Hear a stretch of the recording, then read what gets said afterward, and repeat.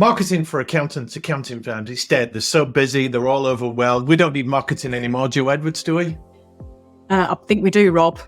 I wish marketing was like a tap that you could just switch on and switch off when you needed it. Sadly, it doesn't work that way.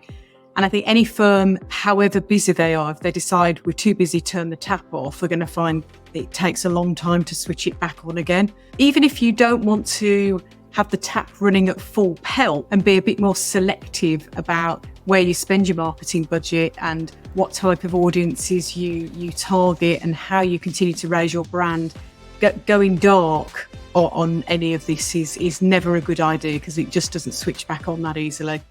We're here on the Accounting Influencers podcast. We're talking to Joe Edwards, 35 years experience working with big, small practices in the accounting world, amplifying their brand in the marketplace. We're focusing on the personal brand of you. I did a TED talk on this a few years ago. It's a fascinating topic. And Joe Edwards, you are in the weeds with personal brand. Why should accountants care about a personal brand rather than a corporate brand?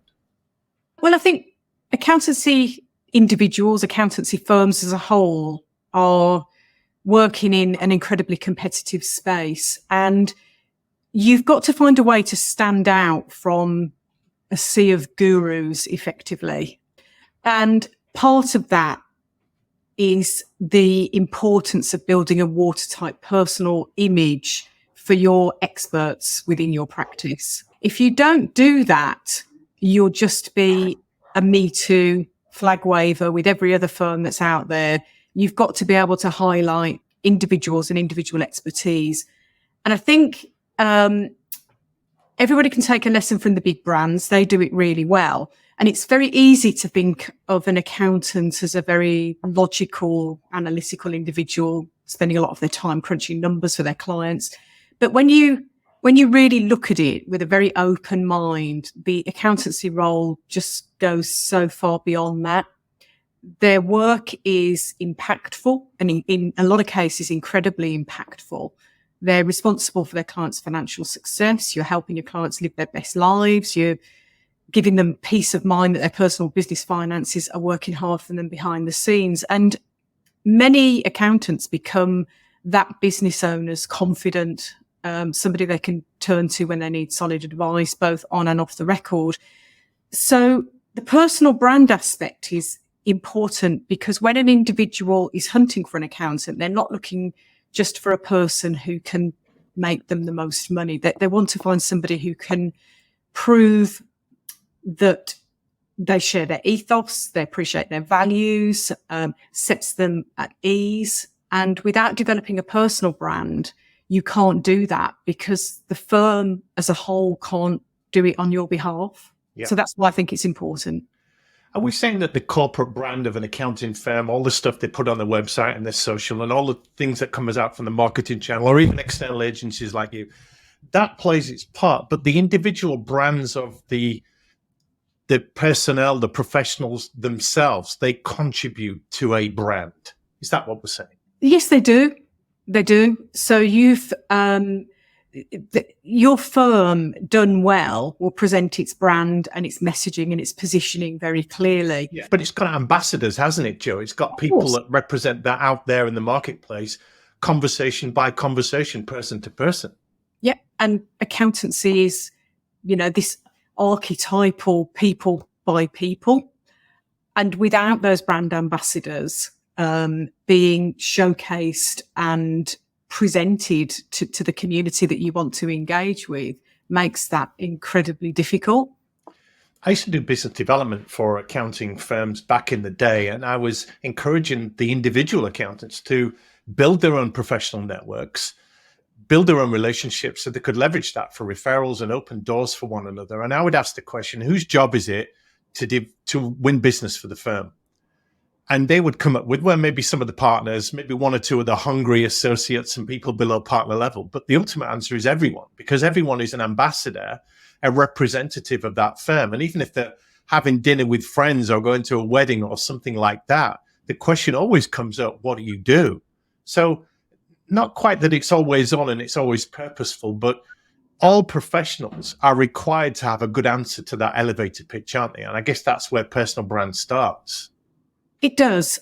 I think I always put it down, Rob, to the 3 R's of personal brand. Okay, we've got a formula now. Accountants love that. It's prescriptive. Follow the formula, yeah. So the 3 R's, I believe, of personal brand are recognition, reputation, and respect. So recognition is where you want to be seen as the go-to specialist in your niche, whatever that niche might be. Now, the niche might be, straightforward, good compliance, straightforward, good tax saving advice, or it could be, something very specialist, which it might be insolvency, it might be corporate finance, it might be, cross-border tax. So whatever your specialist is, you want to be seen as the go-to without having to convince anybody. The human brain likes what it knows, and having a consistent personal brand has got to be vital to becoming recognised and trusted in what could be in your particular catchment area, a very cluttered space. So my advice on that first R of recognition is you need to decide what you want to be instantly known and recognised for. Yeah. Because it can't be everything. You don't want to be a jack of all trades. You want that niche. You've then got reputation, and accountants will recognise that their best business comes from referrals. Word of mouth, without question, is the best form of marketing. Because it's free. Yeah. Third party endorsement lasts, it spreads. Yeah. But you've got to be clear about what you want people to say about you. Never rely on assumption. You always want to, have your set of words that best describe yourself and can be easily repeated. And having given your raving fans the right words when they want to talk about you, it's important to think about what you want to be wanted for and what comes to mind first. I used to say in my talks that a good reputation, recognition, whatever it is, a good personal brand gets you paid. It's the reason people pay. And when people ask, well, what do you mean get paid? There are 3 currencies that you want people to pay you. You want them to pay you attention because it's noisy out there and people have choice of professional advisors in all areas. So you want them to pay you attention and notice you. You want them to pay you respect, which means they pay you what you're worth. They don't quibble on fees. They refer you. They're an advocate for you. And they're easy to work with. So that's the respect thing. They don't move the goalpost. There's no scope creep. That's respect. And you want them to pay you money. So when your brand is strong, you can command premium fees. You can set the expectations for the engagement. So it's no idle thing to say build a personal brand, is it? It's got to be intentional, and there are commercial reasons for doing it as well as vanity reasons. Absolutely. I mean, a personal brand, you mentioned currency. The personal brand, when you've got that level of respect, is your trust currency. The level of respect people have for your expertise correlates directly with how much they're prepared to pay for your services.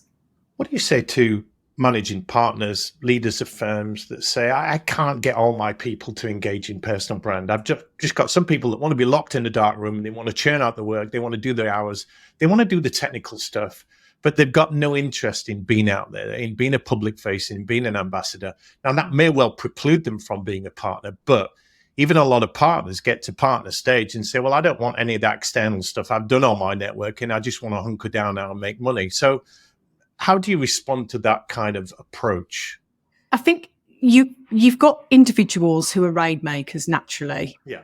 You've got individuals that are rainmakers because they've taught themselves to be rainmakers. It hasn't come naturally to them, but they've got outside of their comfort zone. And you've got those that really don't want to get out of their comfort zone, and that's all okay. You have to decide where you sit on that kind of staircase of personal branding. So, for example, if you've got somebody that wants to remain what I would call a resident expert, so they're respected within their firm, they're respected by their clients, they have little visibility outside of those audiences, and they're comfortable in that zone. Yes. And there's nothing wrong with a personal brand that says, I'm a resident expert. You then start looking at those that want something different. So I would call those people local heroes. And those are Individuals beginning to become known outside of their firm, Yeah. probably more active in their local business community, speak at functions, they blog perhaps, and start to bring in new business. And you can keep climbing that staircase as high as you wish. How high does it go, Joe? Well, for me, there's an industry rock star or a global superstar. You choose where you want to take it, an industry rock star in the accounting profession for me is known nationally for their niche area of expertise. They will attract premium clients, premium fees. They're significant assets to their firm. And a global superstar, that's you, Rob. Yeah, have broken out of their niche, become recognised in their industry, command high fees, and other people immediately want to be associated with them. Mm. And you have to decide on that staircase which level describes where you are today and what you'd like to achieve. And before you go saying, I want to be a global superstar, you've got to keep in mind that every step on that staircase requires more effort and time than the step below it. Yeah. So it's easy to go from resident expert to a local hero than go from resident expert to rock star. And you have to decide what's right for you and what you feel comfortable with. That totally makes sense. For the record, I am a former high school math teacher and part qualified accountant. So I'm not a rock star accountant, but I take your point that a personal brand has to be intentional. It used to be that personal brand, you got one by serving your time. Mm. You stayed in there 20, 30 years and you would eventually get known in your business community, in your locale, and maybe online to an extent because you just hung around long enough. But these days, it's really noisy out there, isn't it? There's loads of people claiming to be the world's best or the best in that locale. So we've got the 3 R's of personal branding. We've got recognition, we've got reputation, we've got respect. Are there any critical tools? Is there a toolbox? Is there a formula? How do we get started on it, Joe, if we want to be intentional? So if you want to be intentional, you need a strategy. Because being a generalist anymore doesn't work, does it? You can't be good at everything for everyone. You've almost got to say no to some things. Is that part of it? Yeah, it is. I mean, as I said, I just mentioned about the staircase, determine where you are today. So before you kind of... Okay, a starting point. Find a starting point. Where am I? Yeah. Yes. What tools have I got to work with? What do I love doing? What am I good at? That's it. The next thing is you really need to define your audience. So who's going to be buying your services? Who will influence those buyers? What industries do you serve? Who do I want to be famous with? Exactly. Yeah. And that's important because when you find your angle, that's going to impact everything that you produce to support your personal brand. So understanding your audience means that you'll then decide which tools you're going to use to help develop your personal brand. Now, some of those tools might be something really simple as local business networking will deliver what I want for that. That's probably not the case for most individuals. You've got to combine that with potentially speaking opportunities, producing content, producing videos, producing podcasts, whatever tools are available to you to help present your brand effectively. That's why I say the higher up that staircase you go, but don't underestimate the amount of work that you or your marketing team around you are going to have to put in to help support that personal brand. I guess, yes, it is a team effort because you can put yourself out there as an individual, but you still fall back on a corporate brand and maybe an in-house marketing function or an agency like Joe Edwards Consulting to do some of the legwork that supports that brand. And you need to find, influencers that will support your journey. Okay. Advocates and champions, that might be. Advocates and champions, absolutely. Yeah. Yeah. They will open the doors to the upper echelons of power if you've got some advocates that have your back and will advocate for you. Joe, what would you say to the people that are starting out? They're hungry, but they're lower down the food chain, for want of a better phrase. They've not got a track record. They've not got any tools to play with. They've got an aspiration to be, shall we say, famous. It sounds a bit glamorous, but they want to be more well-known. They want more influence. They want more of a voice. They want a reputation, and they don't want to wait 20, 30 years to do it. Yep. What's the starting points? It's a blank slate, isn't it, in a way? It is a blank slate. I think the thing I would say is in whatever you're doing to build your personal brand is be authentic, because the most important aspect of a personal brand is the mere fact that it's personal and unique to you. If you try and craft a brand that isn't true to you, it's really hard to maintain that. It's not authentic, is it? No. And your audience, they'll recognise that you're not being genuine. They'll lose trust in you very quickly. And distrust is detrimental to any personal brand. People want to make genuine connections. So, it's like when you taught, how to write. You write best when you write what you know. And the personal brand is the same. I think the second step is build your personal brand around things that really interest you, because then you'll enjoy building that personal brand.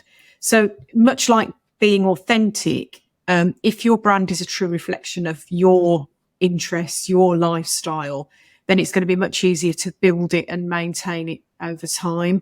And holding conversations in whatever format that is, and creating content about things that you enjoy is much simpler than trying to chase an audience that you believe to be more lucrative.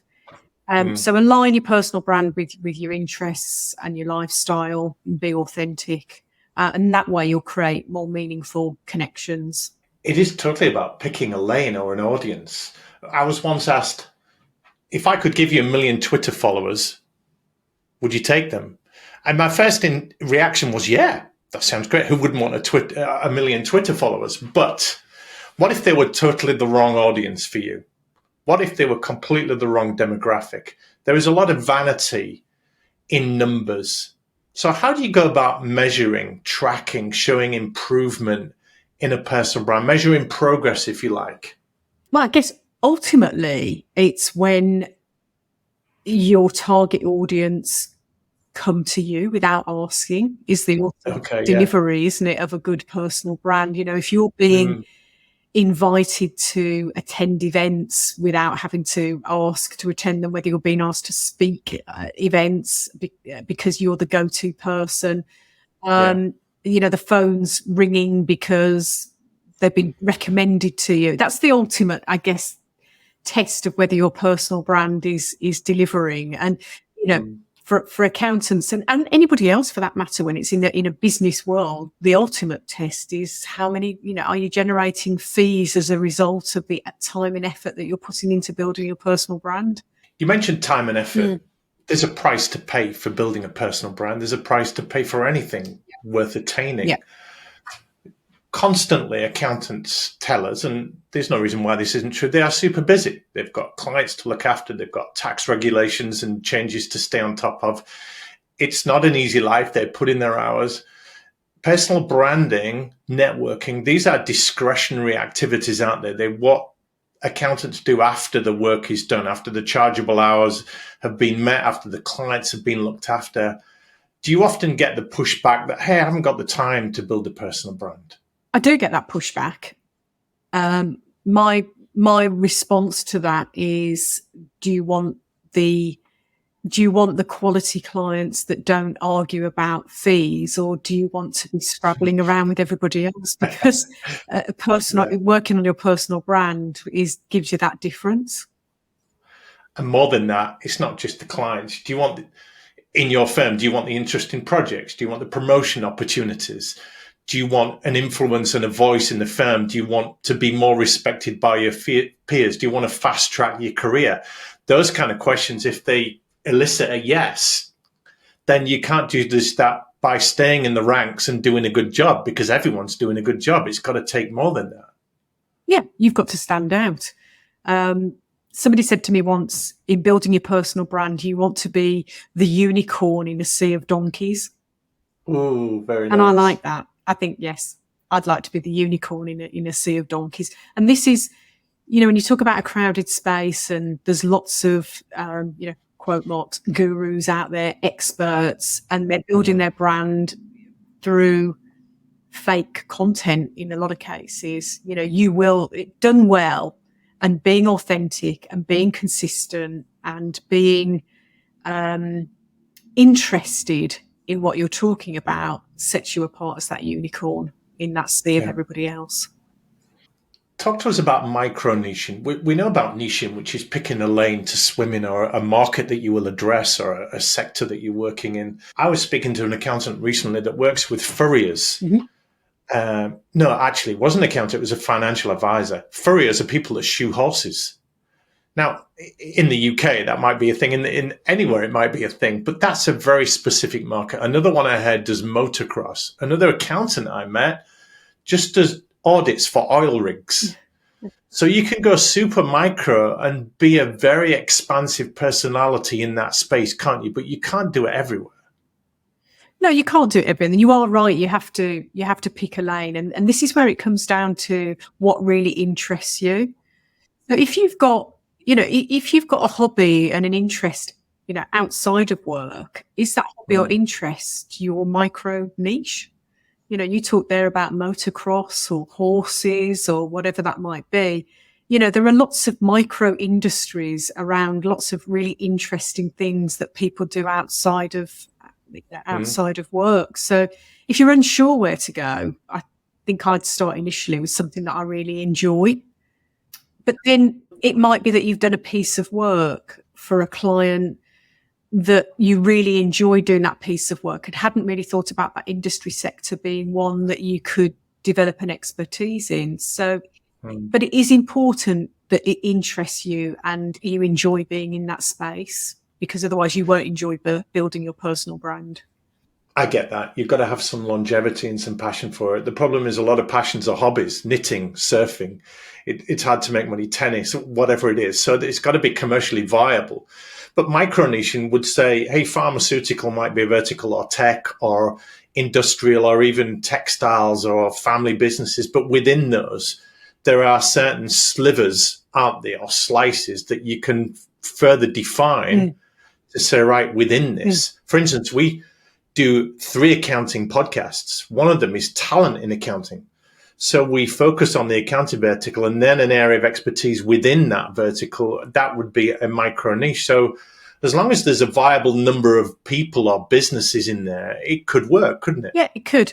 An interesting one we came across recently where we've been helping them is, and they've built a personal brand that I would always put them as an industry rock star now, where, their interest was in the hospitality sector. So that they were dealing with a few clients that were, nice high-end restaurants. Yeah. But they've built up their profile because they're interested in it to become the go-to person on trunk work. And obviously there are lots of new laws coming in around fair tipping, and what this particular individual has managed to do is carve such an expert niche in there that he's now the go-to person for the professional bodies associated with the hospitality sector. He does webinars on their behalf. He speaks on the news for them. I mean, and that to me is an industry rock star micro niche. Yeah. And he's done extremely well, but it's what interests him. What about people thinking, oh, Joe's telling me I need to go out speaking, or I need to be writing blogs? When I did my networking training, I would say to people, look, building a network's important because your network is who you know. Your reputation is who knows you. I put that in my reputation book. So you do need people around you. You talked about advocates and champions, but there are many different ways to network. For instance, you can run your own events if you don't like the events out there. You can go to the big black tie dinners, or you can go to the small breakfast clubs. You can go to the conferences and events. You can even network in a dark room with an internet connection and work your LinkedIn or hit the phones and things like that. So there's many ways to build your network. So presumably there are many ways to build a personal brand. You don't have to be speaking. You don't have to be writing, but you have to be doing something. Again, it's where you're comfortable. So, there are people that might argue with me, but I'm probably the ultimate introvert. So you asked me to walk into a room of 100 people I don't know and network is my idea of hell. Yeah. But I'm sure a lot of the audience identify with that. And you'd have to be pretty strange to really enjoy that.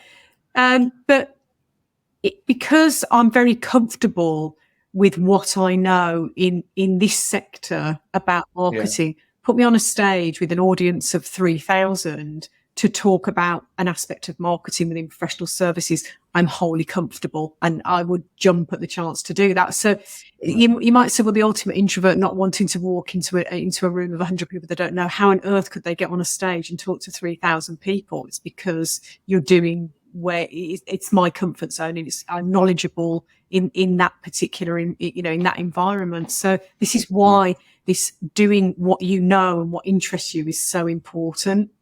Yeah, that's a great point. You're grounded on the stage there, aren't you? But also, I think ask